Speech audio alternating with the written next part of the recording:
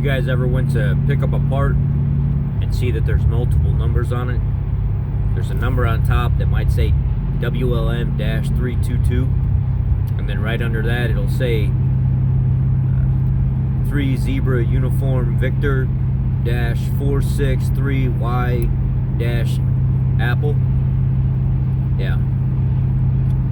And under that there will be a different number, and then you go look at the part that you're trying to replace, and it's got some number that's similar to the other ones, and you think, oh, I'll just give them that number off of the part. That engineering number that's on the part typically is not the part number. Can you use that number? You can. Actually, you can. Here's where it gets a little funky and hairy with the Ford stuff. That number that's on the top of the package, the 2L-3 Uniform Victor, that Ford number, you take it to a Ford dealer, they're going to say, well, we can't do anything with that Ford number. We need the actual, or the Motorcraft number, I should say, that number on the top. We can't do anything with the Motorcraft number. We need the actual Ford part number. No, you don't. Any dealer, if they're willing to put in the work, can use that Motorcraft part number to find the number that you need via the Ford part number for your vehicle. They like to tell a lot of stories, and they make it seem like they can't. They can. It takes a little bit of work. Even that engineering part number can be used. It takes a little bit of work. They have different catalogs with cross-referencing numbers. The day that I was asked if I would participate in this video, I went right in and I sat down for about 10 minutes with my parts manager, and I had him give me the lowdown on Ford, Motorcraft, engineering part numbers and everything else, and he just came straight out and said, Rich, it's a matter of how much the guy behind the counter wants to actually work, how much time he has on his hands, and how much he likes you, basically. If you give him a Motorcraft number and they're willing to do the work, they can pull that number for you.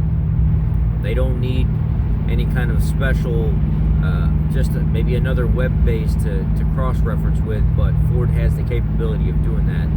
You can use that Motorcraft number to find out what the part number is on different catalog sites.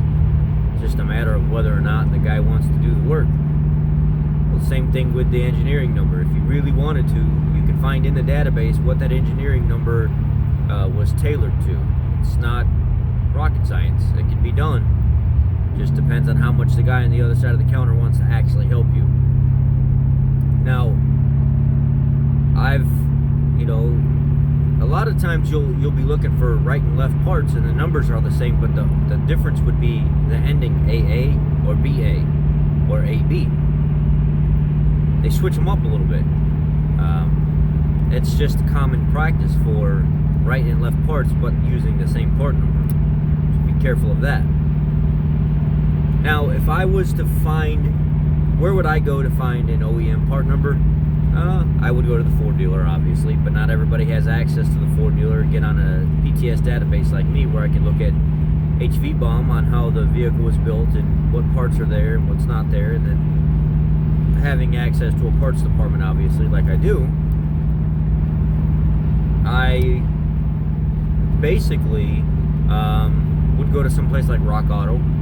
Rock Auto's very good with OEM parts.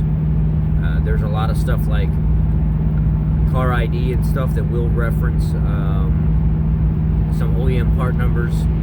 Parts Geek sometimes will reference OEM part numbers. But I like Rock Auto. I like Rock Auto for the specific manufactured part that's OEM, and I find that Rock Auto is very, very accurate when it comes down to it. Now, there's going to be no site in particular that is going to have 100% accurate information all the time on what you need. Even a dealer site can be completely off. Even my parts department looking up parts sometimes can be off because of a model year change or a different feature that's not listed or programmed into the system incorrectly, and it takes some investigating to get to the bottom of it. So don't ever think that you're going to be 100% in the clear by just going on Rock Auto and just ordering an OEM part from Rock Auto. It's not going to happen that easy all the time. So just be aware of that. And just so you know that, not everything is always 100% accurate. Not everything is going to be exactly what you want. And just understand, when trying to go after OEM stuff, not using an OEM parts department, you're kind of at the mercy of the website or the company that you're trying to use. And if a parts department gives you the wrong part, you've got that warranty of being able to see somebody face to face. You've got that warranty of, if the part's not right, they're going to make it right. And all the time online, you may not have that option. Who knows? I mean, I'm not going to say. Most companies will work with you and allow you to exchange things, but not all companies are going to do that. Especially if it's an electronic part that you did take and put on, but then pulled off. Same thing even with the Ford dealer sometimes. If you put an electronic part on by policy, a lot of them won't take your part back. So you got to really know what you're after. Find a parts department in a dealership that's really willing to work with you and go that extra effort to find your part and make sure that it's correct. So I didn't want this to be a long video. That's the conclusion of this video. This is a Motorcraft part number versus OEM part number versus engineering number, and a little bit of an extent that I went to find out some information on this whole deal. So I hope you all be blessed. Thank you for your time watching this video, and thank you for considering subscribing to the other people that are part of this collaboration, just giving us your attention whenever you feel like we're worthy of that. I appreciate it. Be blessed.